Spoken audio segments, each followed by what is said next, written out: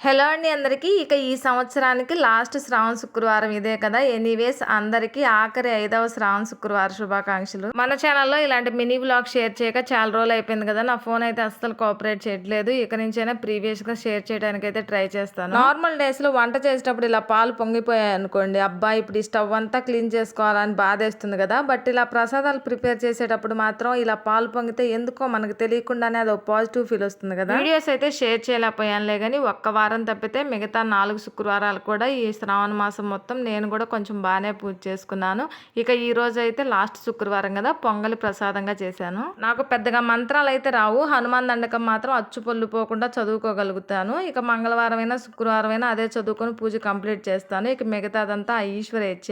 ఈ శారీ వచ్చేసి నేను మీషోలో తీసుకున్నాను. 3వ శుక్రవారం వరలక్ష్మి వ్రతం చేసుకుంటాం కదా, వ్రతం చేసుకోకపోయినా దేవుడి దగ్గర అయితే ఈ శారీ అలా పెట్టేసి ఈ రోజు కట్టుకున్నాను. శారీ నచ్చితే లైక్ చేసి షేర్